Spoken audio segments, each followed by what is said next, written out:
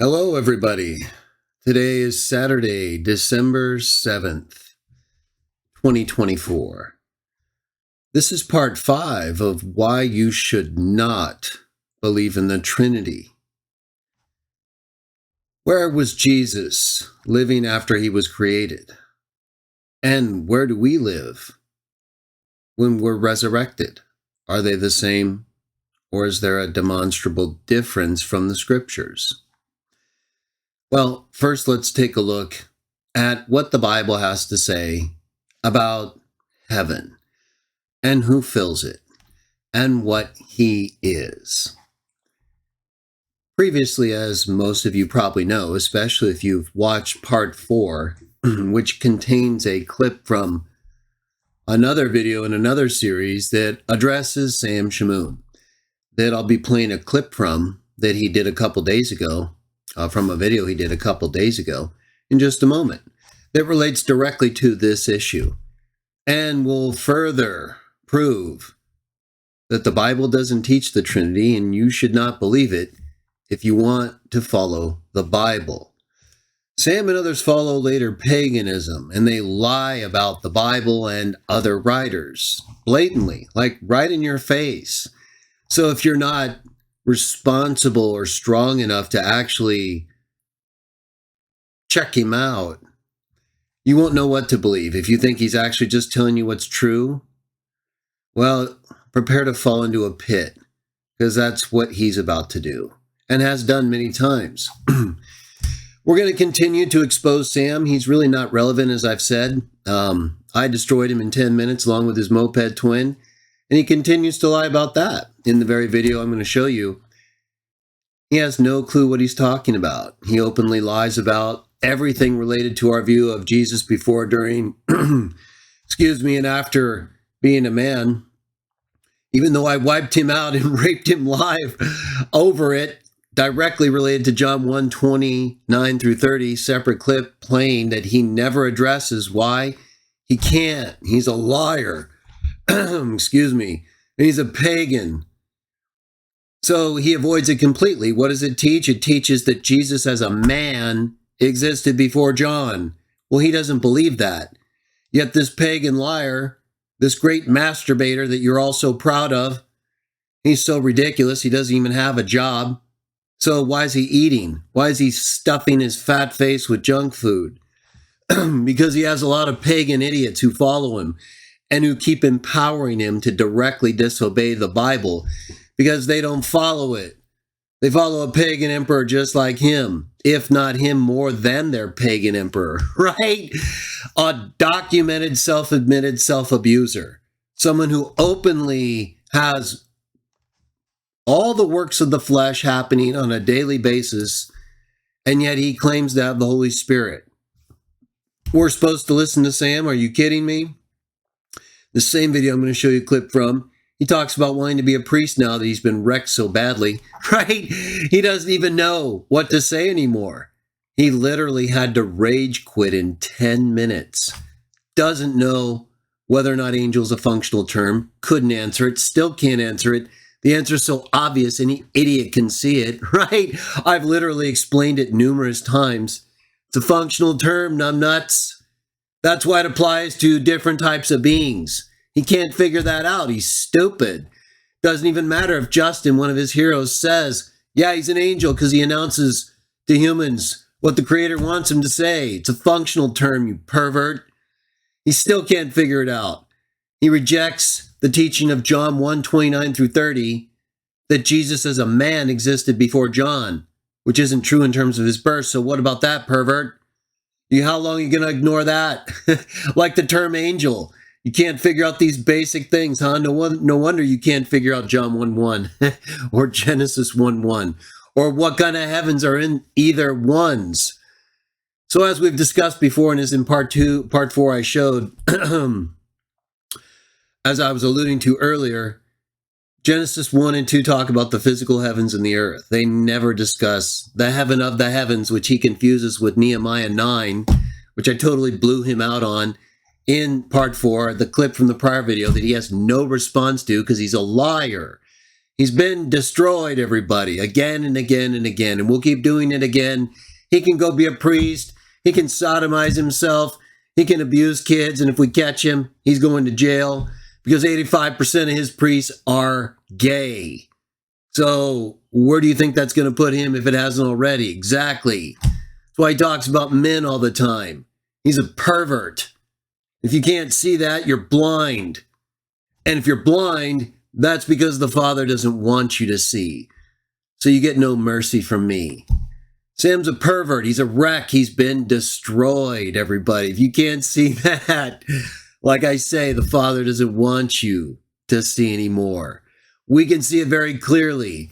We're going to keep documenting his destruction so that nobody ever thinks he ever established anything but lies that were destroyed. We have links, we have articles, we have clips, we have more videos, we have more articles, more books, more everything destroying him and his pagan God, his fake God, his false God, this triune God that has nothing to do with God. It's a pagan emperor's God. That's why they got Sam out here lying to everybody, and he can't even figure out how God could create something and heaven not already be in existence in some way that would then make heaven the firstborn in his mind, right? He's so stupid, he doesn't even really differentiate things correctly. But we'll go with it because we're used to Sam not doing things correctly. This is literally the same person who tells us the Father prays to the Son in Hebrews 1, in spite of the fact that Hebrews 1 references the very same text quoted by the Son from Psalm 110:1, where it says, the Lord said to my Lord, which is Yahweh speaking to David's Lord. So how could he be praying to him, you pervert? Because Jesus says, when he's arguing with perverts like you don't call someone Lord if they're your son. Yet this blasphemous pervert tells us just that, right? Doesn't understand the Greek or Hebrew words for prayer, doesn't even understand what a prayer is, literally mocks praying every time he prays, and he prays to people he's not supposed to pray to. He's surrounded by idols and statues. Okay, you can't get any worse than this. It doesn't get any worse than these pagan churches. If you can't see that, Father doesn't want you to. You get no mercy. Speaking of perverts who get no mercy, let's bring up a Bible butcher and rapist whom we've destroyed in so many ways it's like a joke, but we're having a good time, right? He will get no reprieve. You go be a priest, Sam. Just don't molest kids, okay? You and William, close yourself in some room and turn the lights off and have a field day. Your church is pathetic and it's filled with idols. So the demons can watch you guys masturbate for all I care. The fact is, you have no business talking about the Bible. And I'm going to keep reminding you of that. And I'm going to keep shoving it down your fat face. Just like the video, with your fat face open on the thumbnail while I'm hammering down the watchtower in your face with your lazy eyes just blown out and gone. Yeah, that's over almost 2 hours explaining how stupid you are over John 1, Hebrews 2, and every other text that shows you this consistency you're confused about doesn't exist. He's the same person, numbnuts. Just like you, when you get resurrected and you get tormented day and night, same person. You just don't have your pathetic fat body like this and your offset eyes. Okay? So, same person, you're just getting tortured for all your blasphemy. Do you understand now? Or are you still stupid? Right? We'll make sure everyone has a choice and they can decide to be with you or with us. The fact is, I've told you so many times, you know, it's hard to believe you could be This nuts. Told you so many times, you keep referring to 1 Timothy 2:5. Just search that text in my channel, everyone. He's a liar. He has no response. It's referring to Jesus in a historical sense in which he was a man. The very one who became lower than, same person, different nature. As I've told you numerous times, you're a pervert. You have no response. You never did. Pervert. Now, since you don't understand any of this and you have nothing to say because you've been wiped out, so funny to watch you and your moped twin act like you're not getting destroyed on a regular basis, to see you practically quit live on a regular basis. It's awesome. I knew you'd quit. I knew you'd back out, Sam. Just like you rage quit in 10 minutes. That's all you could handle. And even during that, you got blown out multiple times. Then gone, right? It's just awesome to see you struggle with reality. Now, let me hit you with another dose of what I just called reality, okay? What you don't understand. He's the same person, different nature, lower than. No, he's not a man in heaven, you stupid idiot. Only a person who can't read would think that. So you're a reject or a liar or both. No mercy, nothing for you. You know exactly what you're doing, and you're doing it anyway. You don't work. You leech off other people. You stuff your face with fat food. You attack people and their mothers, and you have for years. And when someone comes up and smacks you, you start acting like a little baby, a little bitch, like I knew you would, like every bully does. Well, guess what? It's not going to stop. You and your fat moped twin are going to drop, and you're going to bow down, like Revelation 3:9 tells you. You're going to bow down to the truth, you wretched pervert. You're so stupid in the way you mislead people, it's pathetic. No mercy for you. The kind of garbage you spewed out in this pathetic video, this Heavenly Dreams Encounter with JW's Believing the Trinity piece of garbage, where you had one of your little minions come and tell us some nonsense about a dream involving you and you receiving a white stone and a new name. Yeah, your new name is Numbnuts, and you don't need a white stone. You're never going to get one from the one who gives those stones. You can stop lying about these dreams anytime, Jennifer. It's pathetic and embarrassing, and we don't believe you. He shows no signs of any spiritual association. He's a pervert. He gets up here and blasphemes the God of the Bible on a daily basis. You think we're going to have mercy on you?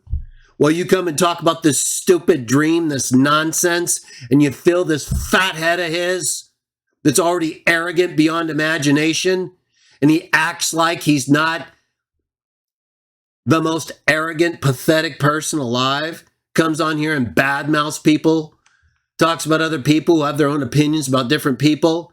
This pathetic wretch who shouldn't even be talking about other people.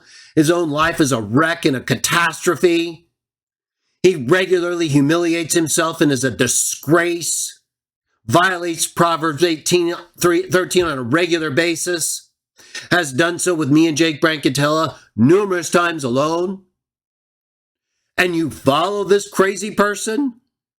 You guys are insane. You get no mercy. You are finished. We are not going to let up. And you Protestants out there who don't want to finish your Reformation and get away from this pagan church, these bastard dragon organizations who have done nothing but destroy the Bible and its teachings for centuries, no mercy to you either. You should have finished what you started. You have no business believing in this fake God, this triune God. Are you insane? There is nothing in the Bible about such a God. He is explicitly stated to you and is every single other one of his godlike sons, the sons of God, his firstborn one. And this pervert wants to question where they live. He has the audacity to speak about heaven. And he goes beyond what we're even told about it. It's more offensive than you can imagine. He's going to be destroyed. I will never let up until he is removed, until his channel is wiped out and destroyed. He is ridiculous. Everyone around him is going down. You associate yourself with this pervert and his fake God, you're getting exposed. Michael's in town, and every one of you pagans know it.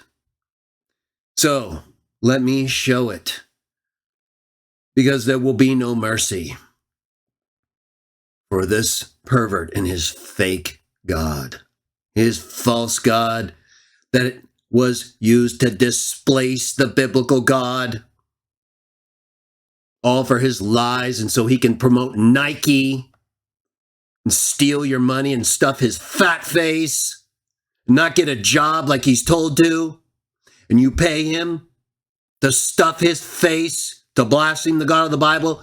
No mercy for you. None of you.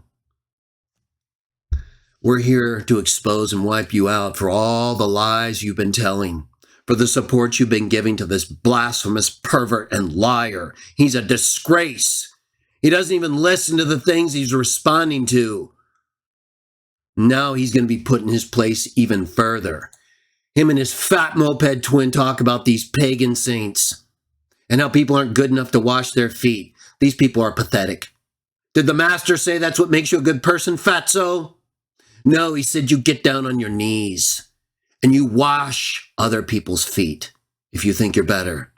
These fatzos are telling us we're not good enough to wash their feet when the master says that's what makes you the best person. You anti-Christian pieces of garbage. Now, let me expose these pagans even further, because I'm just getting started.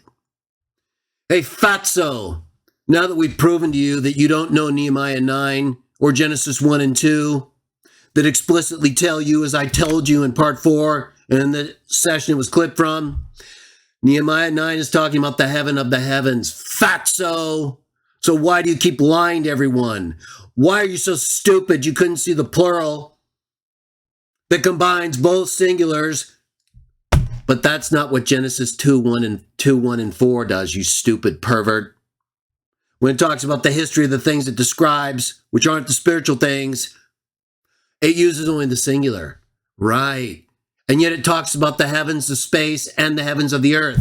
Because that's all the heavens, you pervert.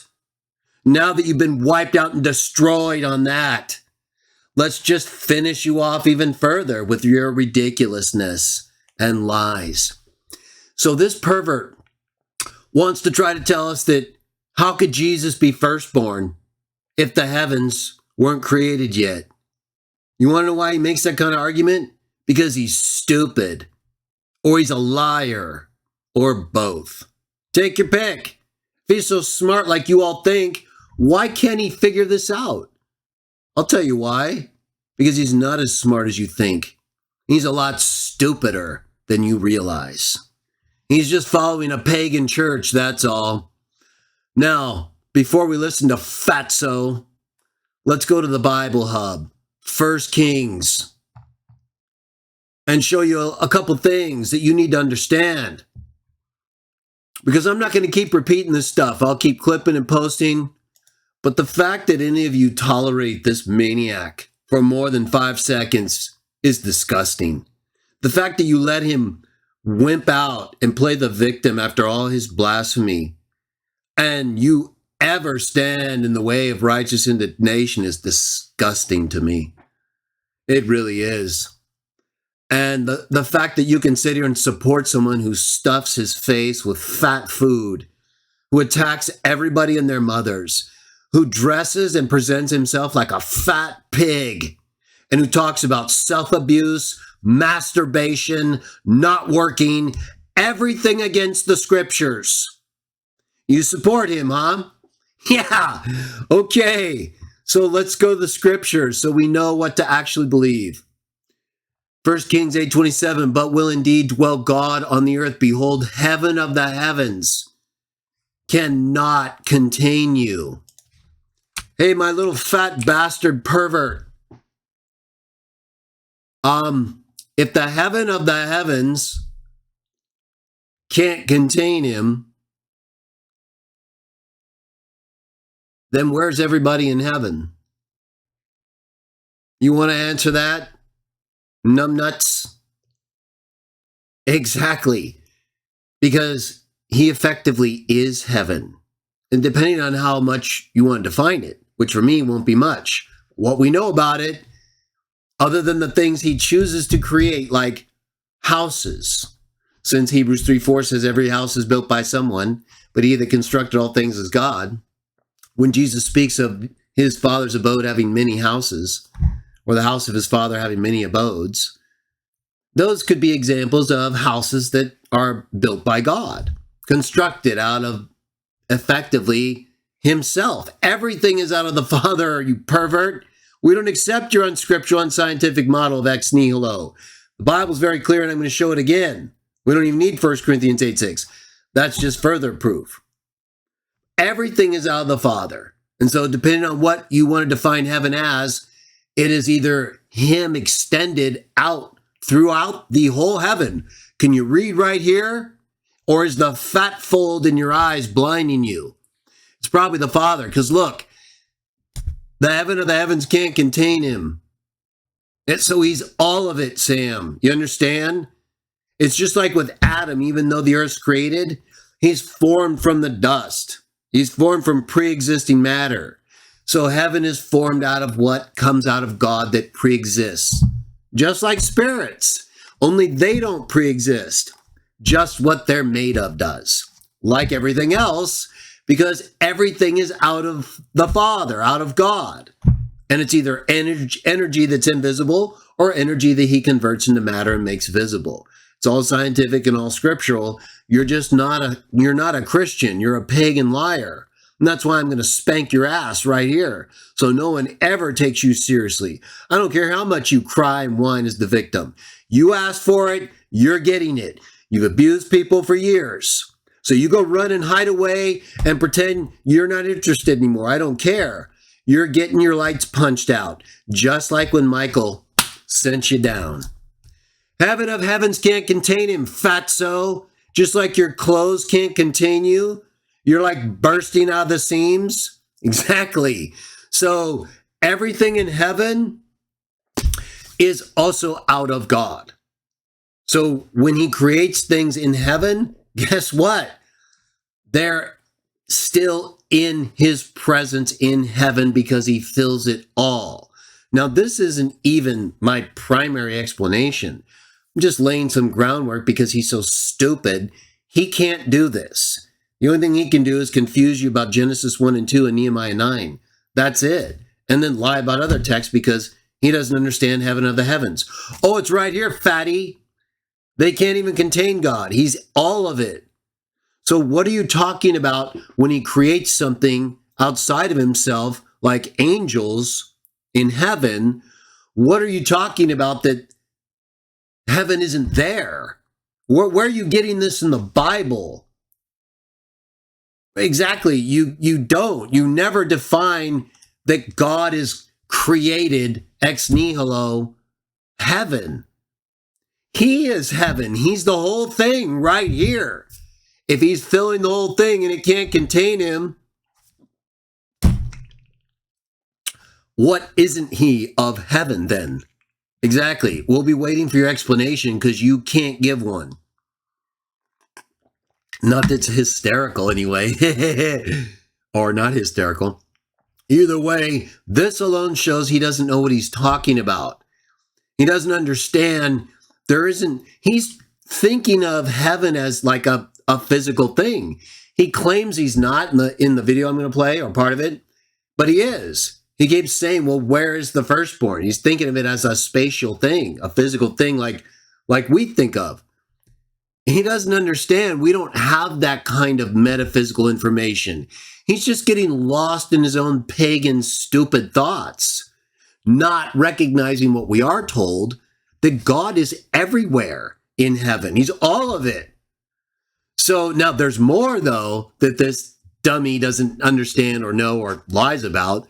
But this right here shows he just doesn't understand metaphysics, at least what the Bible tells us, right? He has his own, he's making his own stuff up. That's why he believes in the fake God of the Trinity.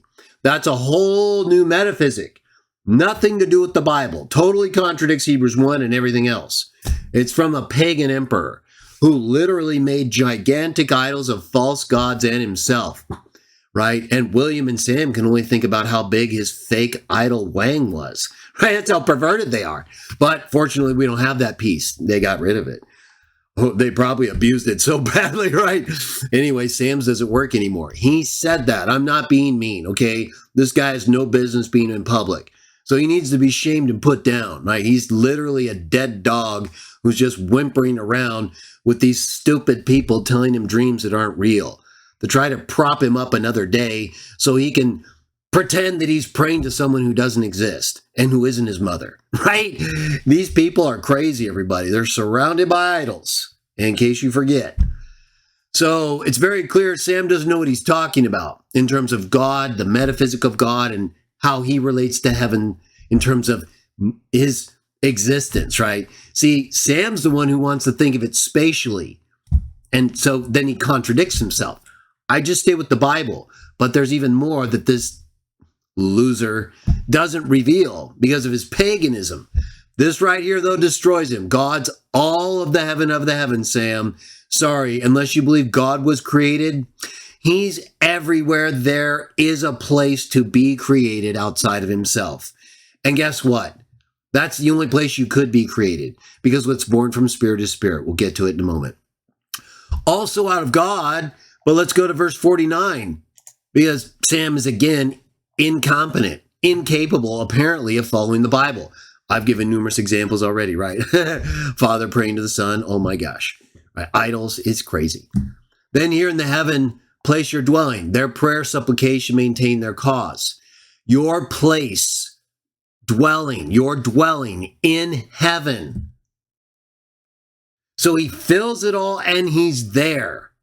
He's overflowing. They can't contain him, it said. The heaven of the heavens. You know, the one we're actually likely talking about, especially in Nehemiah 9, but not Genesis 1 and 2 because of the plural. Sam totally got destroyed, right? He never brings it up in this clip because he can't. He has at least some elasticity left there, integrity-wise, not to totally lie, but that's probably next, right? He's compromised himself so badly at this point. I think he's probably done. 1 Kings 22. Now look at this. Even though God fills heaven, it said it can't contain him. Heaven of the heavens, your place of dwelling, cannot contain him. Yet this pervert and butcher and rapist and sodomite asks us, well, where were they created if heaven didn't exist?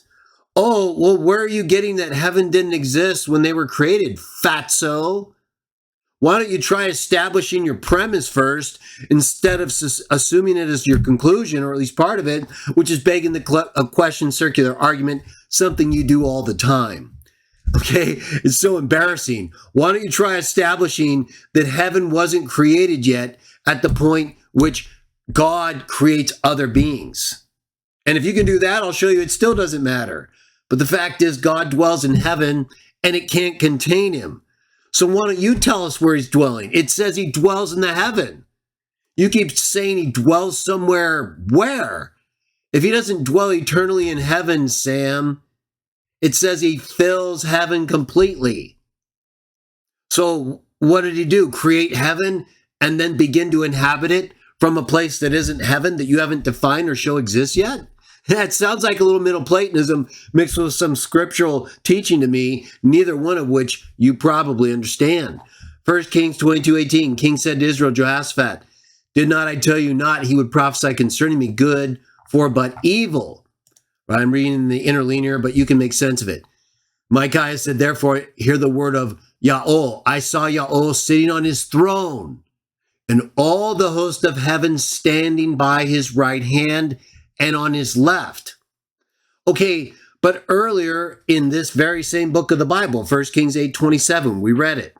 This is 1 Kings 22:19. It said the heaven of the heavens can't contain him. And that's where he dwells. Right here it says he's on his throne, dwelling in that heavens, and the host of heaven are standing by him on his right and left.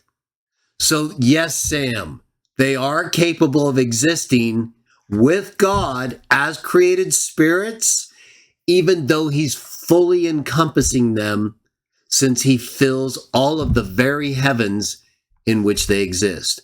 Now, can you explain why he wouldn't be able to create them in that same kind of heavenly environment that he exists in and overflows in, and that is out of him like all things? So you're just creating this view of God where he's like not in anything but what? What are these descriptions we see of him in Revelation where he's fire, and elsewhere where he's like explicitly, we're going to read in a moment in Deuteronomy, called great fire? Yeah, I don't think there's just this fire locked on its own, that you're just creating this vacuum for God you haven't defined, you pervert. And yet the Bible said he fills heaven, overflows it, and yet all the hosts of heaven are still there with him. So yes, he is in heaven, overflows and fills it, and can create spirits there with him while he's there living in it. Nothing you've shown contradicts that. Nothing you've shown contradicts that with regard to the Son either, that per Proverbs and elsewhere speaks of him being before him or given the glory that he had before the world was. You haven't shown anything like that. You've just assumed it, like I said, and begged the question. Sign of a defeated argument, of course, which it is, right? He doesn't have an argument. He's just inventing this physical, spatial view of God's heavenly metaphysical realm that he then claims isn't physical the way he's describing it, and yet it is, right? If you're not just using the Bible, Sam, you're inventing something related to something else. And in terms of space, that's physical. You haven't shown that God requires a space or is in a space outside of heaven. It says he's on his throne in heaven. Even when it says Jesus is far above the heavens, it says he's at God's right hand in heaven. Ephesians 1 and 2, Acts 7. So it's not talking about him being outside of heaven in that regard. It's just an expression in terms of how high up he is relative to everything else there. And so right here, he overflows and fills heaven. So he's everywhere there could be a place to be. That's all we would know. You're just assuming somehow that beings can't be created within that same space that God fills. Well, you haven't shown that. Well, when are you going to show us that? Yeah, that'd be really interesting to actually see you document your position, right? And so we see here, Yael said, he speaks about a spirit going to deceive or persuade, it says. And it says, came forward a spirit, stood before Yael, and said, I will persuade him. So here we have a spirit in heaven that Yael fills completely. It can't contain him, it said earlier in this same book, chapter 8. And then it said Yael is on his throne in heaven with all the hosts of heaven at his right and his left, that he fills and overflows. It can't contain him. So it can't contain him, but they're all there. How's that possible, Sam? I thought all the hosts of heaven were created. Well, they are created, and we believe that that's because they can be created with God, even if he is that which they exist in, because all things are out of God. What are you not understanding about that? Where's the problem that we're supposed to have here? There isn't one, exactly. The only problem is with you because you're stupid. Now, so I that should be clear enough that the metaphysic of heaven presented in the Bible is of God totally filling it completely, overflowing it, can't contain him. And yet he still dwells in it with the other spirits on his right and left, and they can approach him and be sent by him and still be created spirits. So yeah, there's no problem at all, Sam. And you haven't shown that heaven, this heaven that God overflows and fills, in which these spirits exist, was created. No, you haven't shown that. Sorry. We all agree that the army of the heavens is created, but where are you getting that God had to create the heavens in which he himself lived in the spirit realm, the invisible realm? Yeah, we know thrones, authorities, and lordships are created. We're talking about the metaphysical, quote unquote, space, right? That's what you're asking about in a minute. I'm going to play it. Exactly. There's no problem because it's not presented in that way, and you're using something physical to present a problem in the metaphysical because you're a pervert. Maybe stupid. We'll see. Speaking of which, let's go to the great masturbator or self-abuser. Both, right? He's admitted to it. This guy, no mercy. Okay, this guy has been vicious and mean to everybody. He deserves everything and more that he's given. And I'm hardly giving him even what he's given, let alone more. All right, this guy is perverted in almost every way you could imagine. And he's a liar and blasphemer about God. Now listen to this idiot here present this argument about, well, where was Michael created if he was the firstborn and heaven didn't exist yet? Listen to how stupid he is, first of all, in assuming what he hasn't proven about heaven and it being a place in which God creates other spirits without it having to be a separate creation, because it is him, you pervert. Incredible. How else could he fill it and it can't contain him and it not be him effectively? All things are out of him. How could it not be him? It's fire. It's described as fire like him. What are you talking about? Same with the spirits. What are you talking about? They all exist with him even though he fills it up and overflows it. Where's the problem? Exactly. There isn't one. Oh, yeah. With you. Big problem. Listen. Just an hour ago. So these work. Michael the archangel was created first, right? And then through him, the heavens were created, right? Yeah. Now the Bible says angels are created to live in heaven. Okay, well, where does it say the heavens were created? That's what you haven't shown here. The spirit realm. We're not talking about, we all know that the heavens and the earth, the physical heavens and the earth were created, Sam. We all know Nehemiah speaks of the army of the heavens, whether planets or spirits being created. They're both created in other accounts, so that's not really a dispute. The dispute in that sense with regard to Nehemiah 9 was whether that's a parallel with Genesis 1 and 2, which it's not. We proved that conclusively, grammatically, game over. So you haven't shown that the place where God dwells was created. You haven't shown that. You haven't shown that God can't dwell in a place that is created out of himself from his own eternal energy. No one just, everything is out of God. It's either out of his eternal spirit energy or converted from that into the matter that you see. That doesn't make anything created out of him eternal.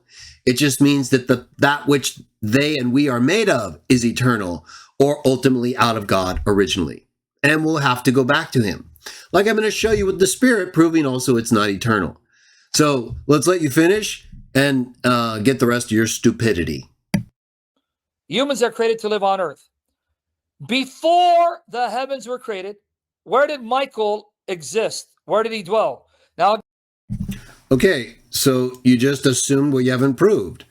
You assumed that the heavens are the spirit realm where God himself resides, and it says they can't contain him. So where's the text that shows that was created? You haven't shown that. I don't believe you can show that, and I don't think it's necessary either, because everything is out of God. The heavens are the place where he dwells and can't contain him. He's fire, as I'm going to show, and you probably know. So it's fire. So what are you talking about? The spirits he creates are fire. You just don't seem to understand the simple analogy Justin gave, that from one fire comes another fire that's a separate fire without lessening the first. Gone. So again, he's created a problem that doesn't exist. He, first of all, has not shown that the heavens, that cannot contain God and where he dwells, was created. He hasn't shown that. So that's number one.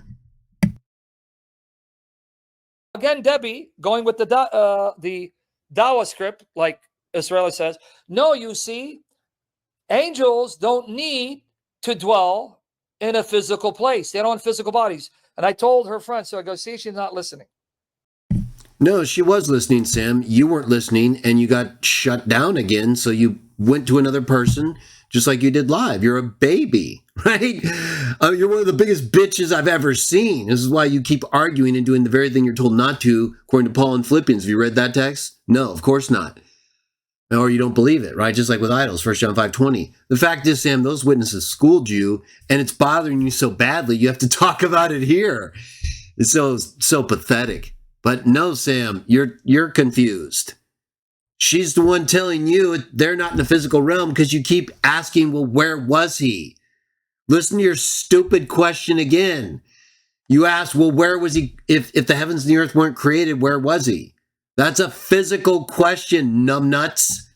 You haven't established anything metaphysically to be able to make that parallel physically, which is something you actually speak against in this very video, was probably bothering you so badly, right? You were like reacting to the ghost in your mind again, getting blasted, right? Incredible. So yeah, no, you're the one confused here, Sam. It's pretty bad. I don't mean to be rude, but she's not listening. What do you mean? No, you were stupid and rude, and you do it all the time. I did not say angels have physical bodies and live on physical planet. No, but you said, where were they if the heavens and the earth weren't created yet? That implies a physical location. I don't know how stupid you really are. I mean, I think it's pretty bad, right? Maybe getting worse and worse beyond measurement, but what do you not understand about that? They heard you say, where were the angels if heavens and earth weren't created? You literally referenced physical heavens and earth, but we can imply that, except that you implied the spiritual heavens too. So you implied there's a location where they would have to be that they're not because the spiritual heavens weren't created. Well, that's referencing something physical, assuming that in the metaphysic of God, there has to be a location. Do you understand now? Probably not, because this is way beyond you. And need physical place. That's not my argument. It is your argument because you're referencing location. Where are you getting that there's anything but a physical location in heaven? Where does the Bible say that location in heaven isn't physical or that it's something non-physical? It looks like it's physical to me. God's in heaven on a throne. So if it's figurative, then what's it figurative for? An actual location. Well, so do you believe God's in an actual location or not? No, you don't. So you're asking them a question. Where are the angels? Where's Michael located if not in heaven when he was created? That's a question assuming a physic you haven't proved about a metaphysic. Do you understand now? Yes, you can ask about a physical location with regard to physics. You're asking a physical question. Where was the firstborn located? Where was he existing? If heaven didn't exist, right? Exactly. That's a physical question. Fatso. Because I just showed you heaven can't even contain God. You haven't shown that heavenly realm where God lives was created. So you're assuming there's a location outside of the heavens where God lives that is what? Not physical, right? Well, what would that be? You say it'd be God. Well, it says God dwells in the heavens and the heavens can't contain him. So what are you talking about? It says he's fire. It says he fills all of heaven. What's heaven? It's fire. What are spirits? They're fire. So you keep asking this question based on a physical location. Where was he? That's the problem, Sam. You're too stupid to understand this. I'm trying to kind of go over it enough to help you see it. It isn't going to work, though, Because then you'd see it and then you wouldn't be able to believe your false doctrine. So again, it's the Father blinding you. Angels are spirit creatures. They were created to live in heaven, a spiritual place. Okay. You just said a spiritual place. What are you talking about? It says God filled the heavens of the heavens that you're talking about can't contain God. So you're saying they were created to live in God? Or created to live in heaven that fills God and that is God, or is what? If God, it can't contain him, so how can it not contain him and not be him? You haven't answered any of this or established that heaven where God lives and can't contain him was created. These are all assumptions, contradict the Bible, and you're asking physical questions that you don't understand. I'm not talking about angels being physical beings with physical bodies that need to live on a physical planet. That's not my argument. They didn't say it was. Neither, I know. I was a witness for a long time and I know how they think. And what you said didn't indicate that's what they were thinking. They were interpreting what you said correctly. You asked, where were they? If they weren't in heaven where God lives, which you assumed and didn't prove, then where were they? That's a physical question. It's only a metaphysical question, you pervert, if you first prove what is a metaphysical location. You haven't done that. Don't worry. I'll do it for you. And I've already done it in some sense with regard to this whole idea of God actually being heaven so much that it can't even contain him, and that it never says that that was created. He just makes this stuff up, right? It's pathetic. Angels are spirit creatures, but the Bible says these spirit creatures were created to live in heaven. You're saying Michael was there before the heavens because God created them, it's through Michael. Now her friend. Where do we say he was created before the invisible heavens where God dwells? You haven't shown that. You're just making up this place of existence you haven't documented. You haven't shown that God exists in a way that is outside of heaven, or that beings he creates can't exist outside of if he wants to. And I'm going to show he can if he does. But that's not my point right now. My point is you keep assuming that the heavens where God lives and that he can't contain him was created, and that it isn't just him creating out of himself what exists eternally into new things that exist in heaven, like the houses that Jesus spoke of, like the bowls of fire, or whatever else is described in ways that we could say are creations potentially. Spirits, for example, right? Fire, flames of fire, like we'll get to. So you're assuming things and then you're asking questions related to physicality. Friend got it. She goes, yeah. And she said today, yeah, Debbie, Michael was there before the heavens. And yeah, angels dwell in heaven. Before the physical heavens. You keep conflating the two like we know you do because you're stupid. We don't do that, so we don't have this problem. You haven't shown that the heavens where God actually exists were created, or that before that he existed on his own outside of them. I believe he probably did, and that the Bible shows that's fine, and that he can create outside of the heavens too. But there's no reason to get to that yet, because you lose before I even do. You have not established that the heavens where God lives and that can't contain him was created. And even if you do, you haven't shown that God can't create beings outside of created heaven in their own place. You may be asking, well, how could he do that? Real easy, unless you're an idiot. I go, where did he dwell? And then... See, right there. Where did he dwell? That's a physical question, fatso. Where are you getting that there has to be a location in heaven to dwell? You're assuming this. Yes, the Bible speaks of location, but also for God, and you don't even accept that. If location that's described for God doesn't mean that's where he is, where are you getting location for anything metaphysically?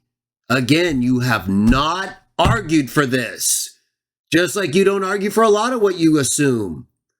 So we're going to show that you're wrong, even if you do. Debbie asked me, well, where did God dwell? I go, you're making my point. No, she's not. She's exposing you again, like you'll see.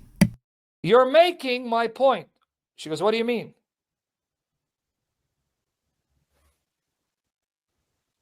Brother, you know I love you, but he can't stay focused to save his life. But you are a loser, right? Because I told And that's how he greets his friends, right? This guy's a pagan. I told you I'll be discussing from around 6 p.m. till after 8, and Drip closes after 8, close to 9, right? Who does this during the live stream, right? This isn't even a family member. This guy's a catastrophe. Be cutting it short. So why would I want to go to the Drip for only 40 minutes unless it closes at 10? Okay, now watch. I go, you're making my point. You go, what do you mean? God is the only being that doesn't need space, place. They go, where does it say that in the Bible? Where are you getting this? He doesn't need space, place. We read earlier that the heavens can't contain him. Is that space, place? We read earlier he is in heaven on his throne with all the spirits around him. Is that space, place? So you've just invented a whole nother lie that God doesn't need space or place. Where are you getting that from?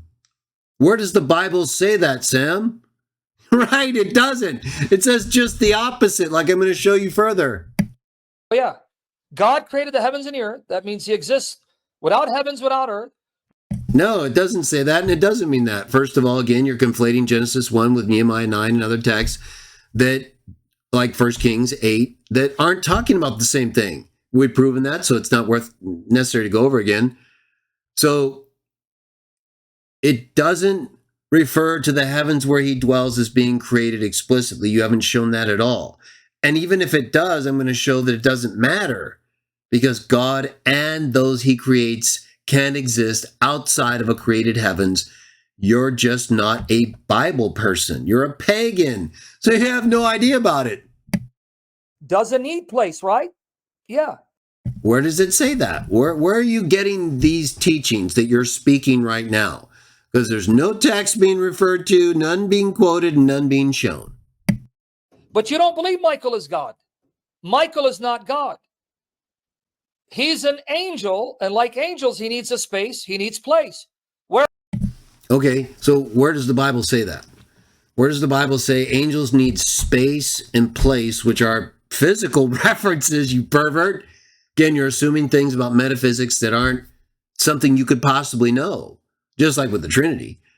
So either you do believe what the Bible says explicitly about God being in an actual location and place, and he's not omnipresent in the way that you teach, or those aren't specific references to him in a location and place. And so where are you getting the angels who are all around him? Excuse me.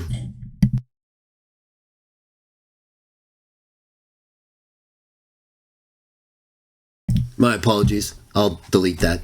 Where are you getting that the angels that exist all around him need space and place outside of existing around him, like we read in 1 Kings 8, that he fills up the entire space in which they exist? Where was he? Oh, he's with God. With God where?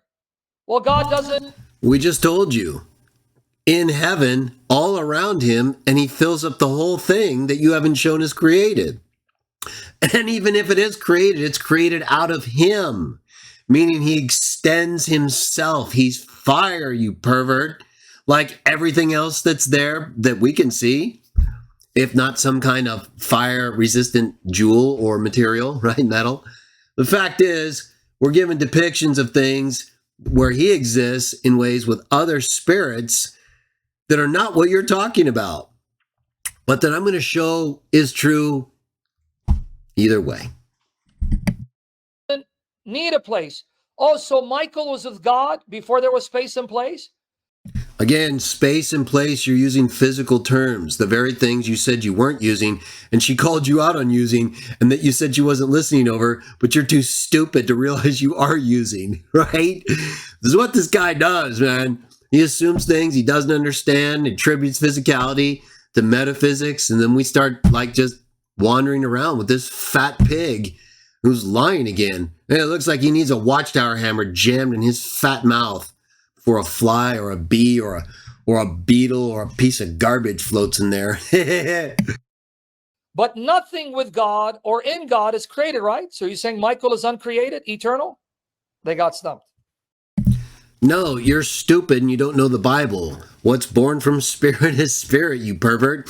You haven't shown that the heavens where God exists is created, and you don't understand what the Bible teaches with regard to being created. It doesn't require a heavenly location that you keep referring to it as. Again, you're assuming so much about metaphysics you haven't proven. I just have to mention it, right? You haven't shown that the heavens where God dwells is created. And you haven't shown that God can't create other spirits outside of himself without a created heavens. I'm going to show you he can. And the fact that you don't know it is pretty embarrassing.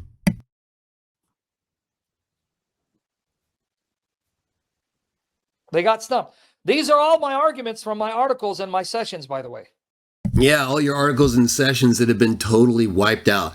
This guy has nothing left, everybody. I'm just doing a few extra videos because even though we've wiped him out, some of the responses are kind of either scattered in larger videos or they're not as complete clips in like all the respects it would be necessary to discuss a point. So I'll do some new videos just to round off his destruction, but we have a list that just shows there's nothing left. He has nothing. Anyone who knows any argument that you can't find a response to, I guarantee you I'll find it or I'll make one. Their doctrine is dead. Their churches are dying. He's barely hanging on, and he has to be force-fed by people who continue to abuse him by not having him get a job and set an example that he should be setting for other people. But he can't do it because he's not a Christian. He's a pervert and a liar.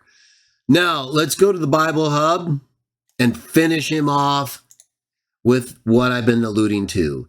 How can you be created outside of God without a created heavens? It's what this pervert keeps assuming is his argument. We've shown he's been assuming that and that the Bible contradicts him, but let's just go with it, right? Because there's no reason to leave any elasticity left with this sodomite pervert. Let me bring up the Bible Hub.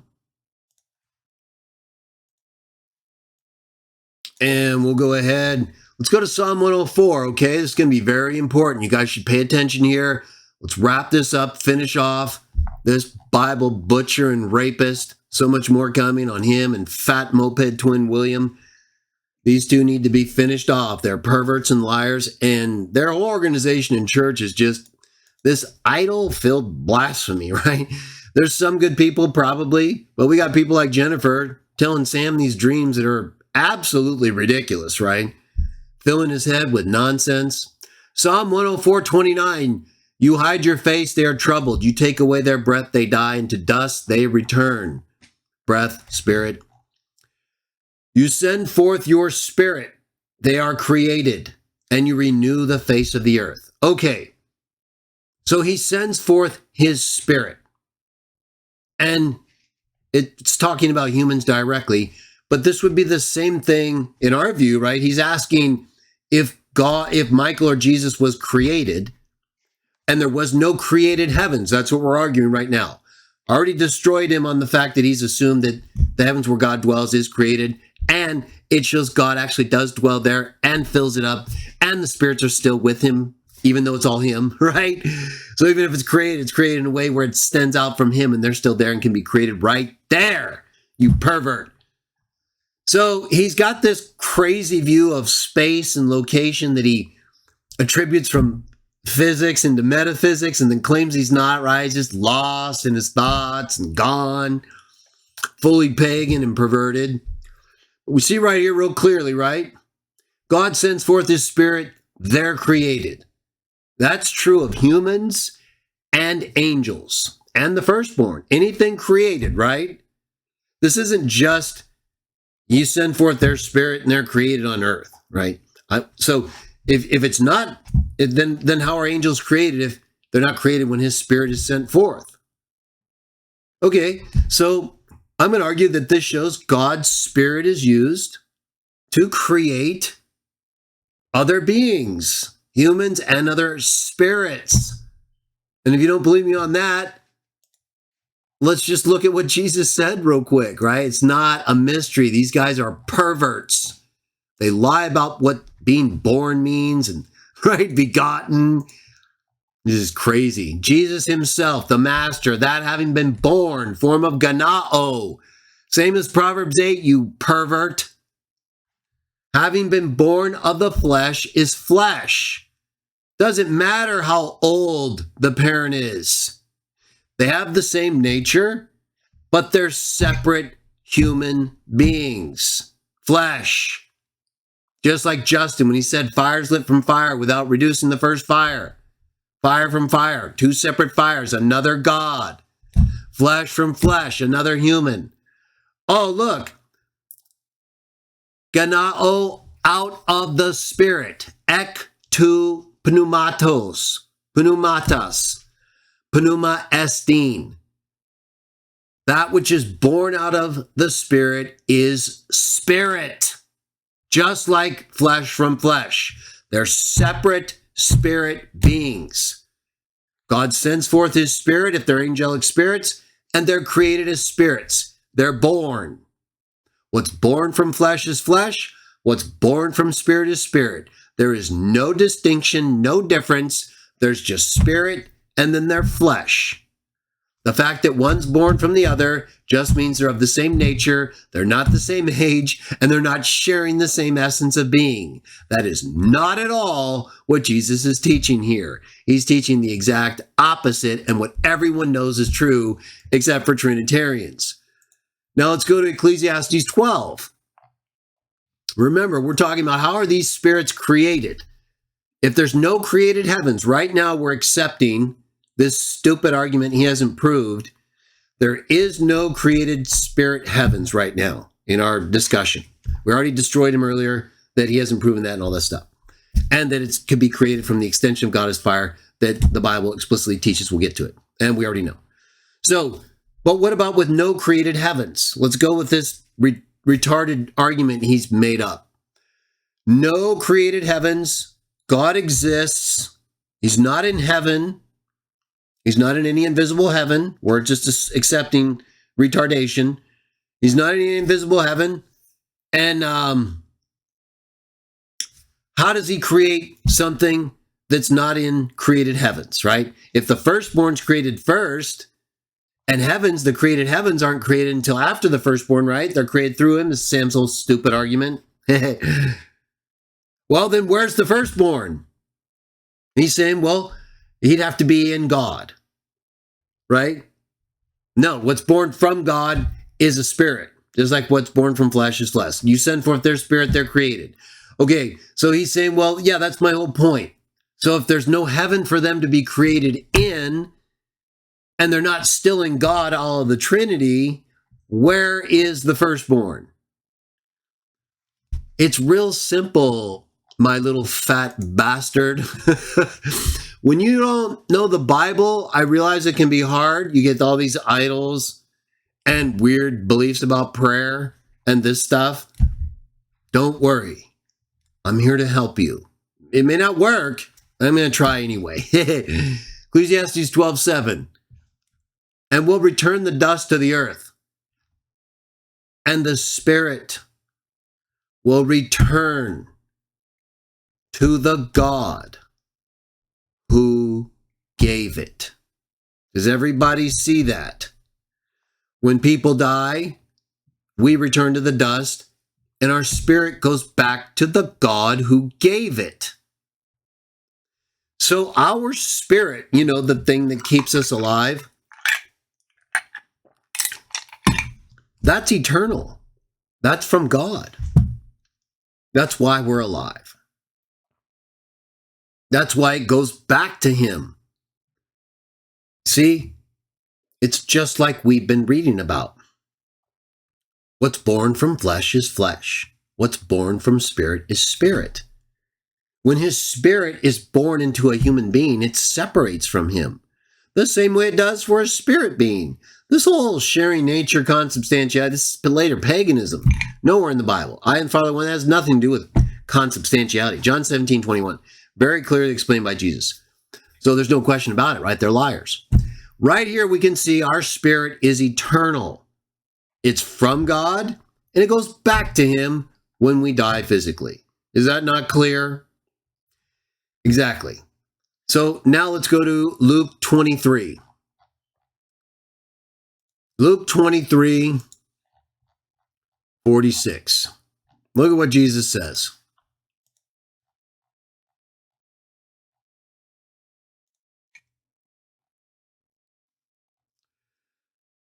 And having called out in a voice loud, Jesus said, Father, into hands of you I commit spirit of me. This now having said, he breathed his last. And he's quoting and fulfilling Psalm 31:5, which says, into your hand I entrust my spirit, you redeem me, O Yahweh, God of truth. So right here we can see what we just read about in Ecclesiastes 12:7, right?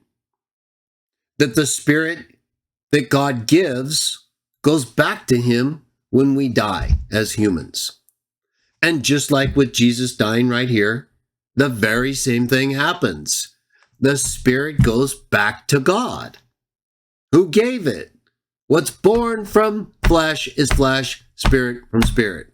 All spirit in humans is born out of God.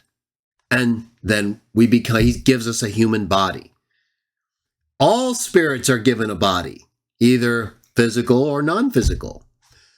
So let me show you, in fact, that explicit teaching. Well, first, though, let's take a look at another text in Luke, right? This is really the key. Look at this text. Luke 16:9. Right? I've used this with Sam before, and he just doesn't want to remember it, or he's been blown out so bad, he runs from it. He didn't bring it up today or the other day, the video we just watched. Look, Jesus says, and I say to you, for yourselves make friends by the wealth of unrighteousness, that when it fails, they might receive you into the eternal dwellings. Skenos. Aistas Ionius Skenos.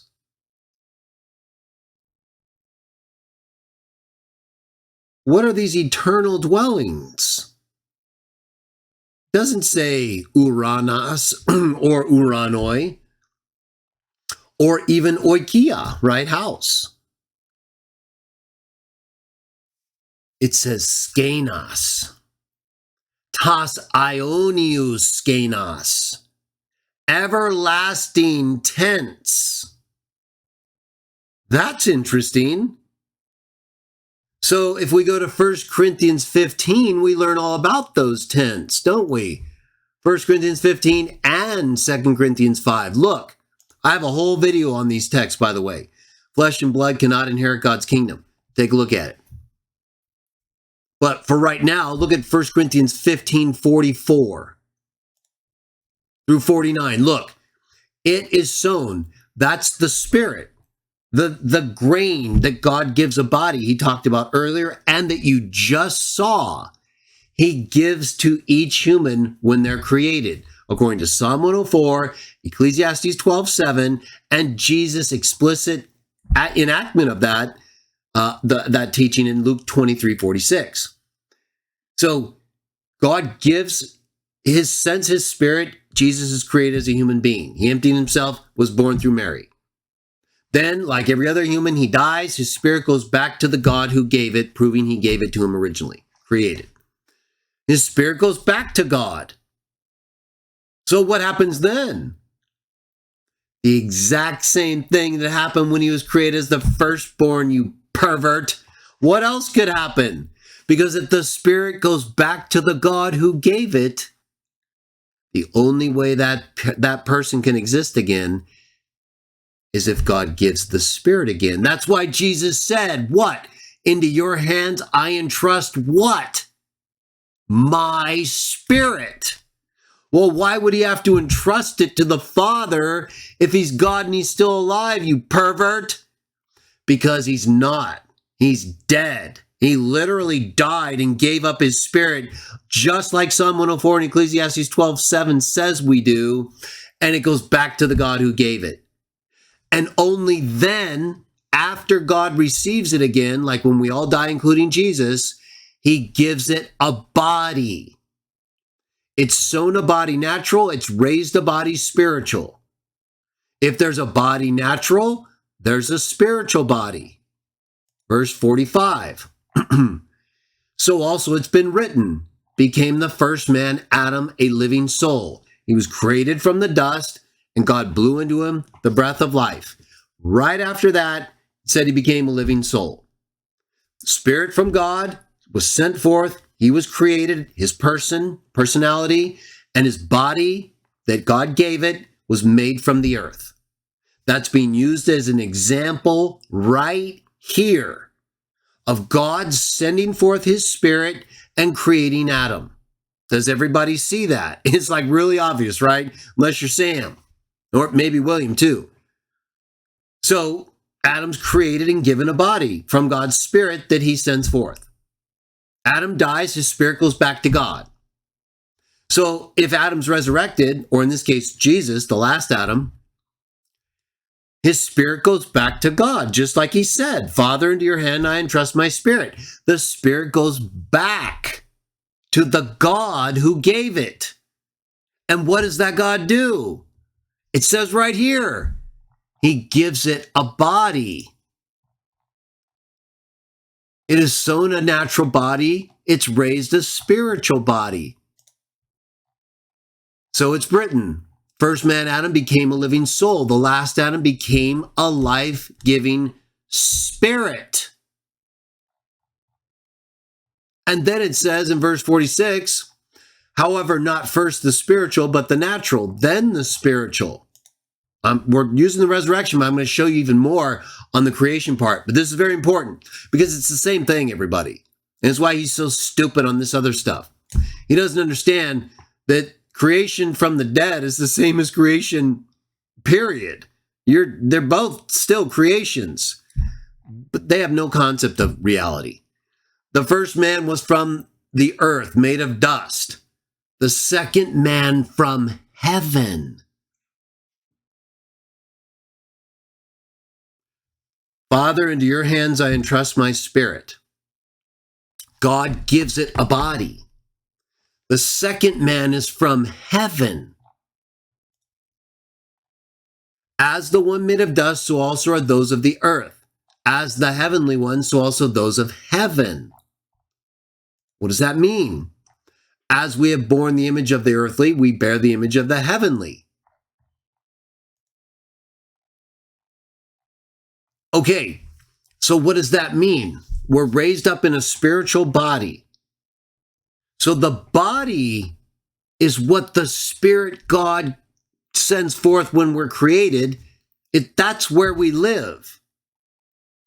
Either in a spiritual body or in a physical body. That's the place, Sam. Look at 2 Corinthians 5. Right? He's so stupid. He's like, well, where are they living after they're created if they're not in heaven? Oh, well, first of all, when are you going to show us that the spirit heavens where God dwells and overfills was created? And secondly, assuming that's the case, why can't created spirits exist in their own bodies like God does? He's fire. He's a physical being shown to be sitting on a throne and represented as moving so much he can show Moses his backside. Okay, so he has a body, he has a spiritual body of whatever kind that's described in metaphysical ways like we see throughout the Bible. Isaiah 6, Ezekiel, Book of Revelation.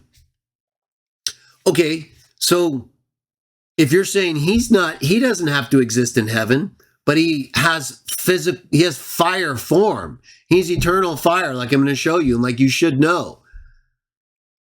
He sends forth his spirit and beings are created, okay? They're created in what? He gives them a body, either spiritual or physical, angel or human. That's where they exist. Look, 2 Corinthians 5 makes it even more clear. For verse 4:17, and we'll read right into 5. Look at this. The momentary lightness of affliction for us, surpassing to excessiveness, and eternal weight of glory is producing for us. I'm reading the interlinear, but you'll see what I mean. It'll make sense. Not looking at the things being seen, but the things not being seen. The things for being seen are temporary. The things, however, not being seen are eternal. Ionia. 2 Corinthians 5:1. We know that if earthly of us house, oikia, the tent, to skenus, should be destroyed, a building from God we have, oikadamein ek theou, a house not made with hands, eternal in the heavens. What is he talking about, everybody? He's crazy. That's what. He doesn't document his sources. He conflates the heavens that we've already refuted him on, and he doesn't understand. We live in a house, you pervert, a building from God, out of God. Sam, do you see that preposition right there? Never used of Jesus in this way. You understand? Exactly. Same with John 3:6. What's born from spirit is spirit. Ek. Exactly. Because all things are out of God. The Father. Exactly. No Trinity. So we get a building from God, which is a house not made with hands, that is eternal in the heavens, that he hasn't shown have been created. So it's from God's own substance, right? It's from his own spirit. It's his spirit, everybody. The very spirit that's in us that goes back to the God who gave it because it's eternal. It's from him. Exactly. When angels are created, it's exactly as when we're resurrected. They're given a spirit body. That's why they're described in Daniel 10 almost exactly like Jesus is in Revelation 1 and 2. Like identically, except for the eyes being lightning or fire, basically. They have spirit bodies. That's what they live in, Sam. So why do you keep asking where's their location and place? It literally says their spirit goes to God, and when he sends it forth, he gives them a body to live in. Look, it says it's an eternal house in the heavens, not made with hands. That's from God. It even says out of God. It's from his own substance, you pervert. But they're separate like everything that's born from something because we're not stupid. This earthly house, this earthly tent, see that spirit that's in it. That tent, this earthly tent he's talking about goes back to the earth. Spirit goes back to the God. Then they get a building from God. That's exactly what angels and Jesus received when they were created. Because when he sends forth their spirit, they're created. We read that. He asked, well, where are they when they're created? Right here, you pervert. They're given a spirit body to live in. He keeps assuming some other location is necessary he hasn't documented. He's just assuming that. He's just inventing this stupid metaphysic that's actually a physic and saying it's not a physic, right? No biblical support for anything he was talking about. He just invents this physical misinterpretation of metaphysical things and doesn't understand we live in a spiritual or physical house, you pervert. Right. When God creates angels, they're actually created to live in a spirit body. And they're with him just like we saw in 1 Kings 8. Right. They're all around him in spirit bodies. That's where they live. Sam said, where are they? Where do they live? Where's their place, location? Oh, they're in their spirit body. Exactly, just like God, right? And everywhere around them that we can't fully define beyond what the Bible says, that's just whatever it is, right? Again, he's assuming a physic for a metaphysic. We're not going to do that. We stay with the Bible, everybody. Look, house not made with hands, eternal in the heavens. So what is he talking about? It's from God's own eternal being. It's out of God. It's game over. Right? It is game over. This is how stupid this guy is. They cite this text all the time to misapply it to the resurrection. He's so dumb he didn't even see it's the best explanation for where spirit beings are when they're created. They're in their spirit body, you pervert. Right. And we don't assume physics like space and location for where they are in relation to God. They just exist with him as he's in his own body, filling up heaven and wherever they are. More on that in a minute. Verse 2, and indeed in this we groan, the dwelling of us which is from heaven to be clothed with. The dwelling from heaven, you pervert. So it's from God, from heaven, because he is heaven. It literally makes this identification right here. Because heaven is fire. It's all out of God. It's effectively what he creates out of himself, as a metaphysical extension from himself, which is why it says he sends forth his spirit and we're created, and he gives us a body that's from him, i.e. from heaven. So Sam is insane, right? He's just inventing things that openly contradict the Bible and not realizing we do live in a location, a body, you pervert. Verse 3. Oh, we've already read to where we need to go. So now we can see very clearly, though, right? We live in a body. Jesus is resurrected. His spirit goes to God, and God gives him a body to live in heaven. So Sam's asking, well, where do you live in before there was a heaven? Well, first of all, you haven't shown that the spirit heaven where God and we would live was created. But you're also assuming physics related to location and place when the Bible says they're just spirits with bodies and that's what they live in. That's it. We don't know anything else. God's in the heavens. They're all around him. They're in spirit bodies. That's it. So everything else he's talking about is an assumption, and he's assuming you can't exist in your own body outside of a created heavens. The Bible doesn't say that. We just read that God gives it a body. It doesn't say he has to give it a location in heaven. Where did it say that, you pervert? It said the body comes from God, from heaven. That's for the resurrection. But the body's what contains the spirit.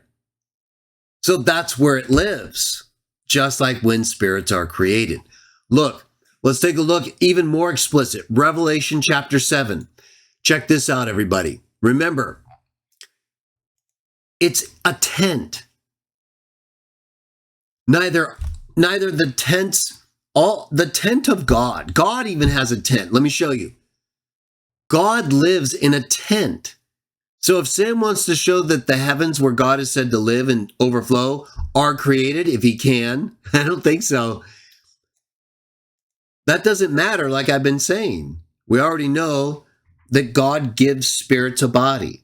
So he gives the angels a body, just like we see they have in Daniel and all throughout the Old Testament. That's where they're living in when they exist with him, apart from any created heavens. He's assuming there isn't a place where they could be as spirit beings outside of a created heavens. He hasn't shown that, right? This is the whole point of him being a liar. But look here in Revelation 7. Look what it says. It says there before the throne, talking about the great crowd, throne of God, and they serve him day and night in the temple of him. And the one seated on the throne will tabernacle over them. Tabernacle, it's a verb, skenose. He's going to tent with them. He's going to live with them. Okay, well, he's outside of heaven. Is he on earth or is he in his own tent? And how can God exist in a tent outside of heaven? Well, Sam says you can. So if God can exist in a tent outside of heaven, why can't the beings he created do so? Exactly, because Paul just said, we get a tent from God. So if we get a tent from God, Sam, why wouldn't the angels who were created by God get a tent when that's exactly how they're described in Daniel 10? Or all throughout Ezekiel, right? Or in Isaiah 6. Right? They all have spiritual bodies. So they're in spiritual bodies. They don't have to be living in a created heavens. You're assuming that. The text doesn't say that ever. It just says they have to have a body to live in. Look at this. Also, so compare that. He tents with them, but that's not the main point, right? Look at Revelation 20. Check this out. This is the killer. Sam is already dead twice. This is his third death on this subject alone, right? Already in terms of vaporizing him, that he hasn't established the created heavens where God lives are created. And he doesn't explain how God overflows the heavens with the spirits being with him as he's overflowing and filling them. Where are they, Sam? They're existing as part of his essence since he fills up everything and they're there. Why aren't they eternal? Exactly, because you're assuming things about heaven and metaphysics that we don't. They're created. He's filling them up. They're all there. Exactly. There doesn't need to be a heaven there because he fills up everything. And he is that heaven there if he fills up everything. So they can be created within him as separate spirits, him being the extension of himself, making the heavens that exist. It's really not complicated at all. You're just a pervert and a liar. Hebrews 3:4 says all things are made by God. So he can make the heavens out of God himself and make the spirits right there with him. Or just create the spirits outside of a created heavens in their own spirit bodies, which is what the Bible says is all we need. Physical or spiritual. Check this out. Revelation 20:11. Oh, this is so good. Look at this. I saw a throne, great white, and the one sitting on it, from whose face fled the earth and heaven, and place not was found for them. Look at that. We're right back at the point where Sam has been imagining that God exists all on his own with not even a created heaven. So Sam doesn't explain what that is, and of course he can't. He just makes an assumption that if you exist anywhere outside of the created heaven before it's created, you have to be God. Even though 1 Kings 8 says God fills up and heaven can't contain him, and the spirits are all there in heaven with him. So what is he talking about? That proves right there that there doesn't have to be created heaven and that you can be created in God without being God. So that's the end right there. But look, it says, the one seating on the throne, before whose face the earth and heaven fled, gone, because there's no more place for them. Sam, no more place for heaven. So if there's no heaven, then every living being must be God, right? Because there's no heaven for any non-created eternal being to exist in. Heaven and earth just fled away, Sam.